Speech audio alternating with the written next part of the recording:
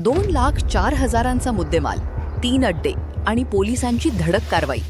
जालन्यात नेमकं काय घडलं पहा.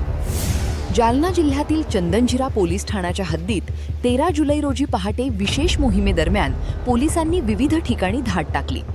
पोलीस अधीक्षक तेगबीर सिंग संधू यांच्या मार्गदर्शनाखाली पोलीस निरीक्षक बाळासाहेब पवार यांच्या पथकाने गावठी हातभट्टी दारू तयार करणाऱ्या 3 अड्ड्यांवर कारवाई केली. या कारवाईत तयार दारू, गुळ मिश्रित कच्चे रसायन, ड्रम, भट्ट्या आणि दारू निर्मितीचे साहित्य असा 2,04,000 रुपयांचा मुद्देमाल जप्त करून नष्ट करण्यात आला. या प्रकरणात पंचफुला जाधव, आशाबाई जाधव आणि अनिता जाधव यांच्याविरुद्ध महाराष्ट्र दारूबंदी कायद्यानुसार गुन्हा दाखल करण्यात आला आहे. जालना पोलिसांची ही धडक कारवाई सध्या चर्चेचा विषय ठरत आहे.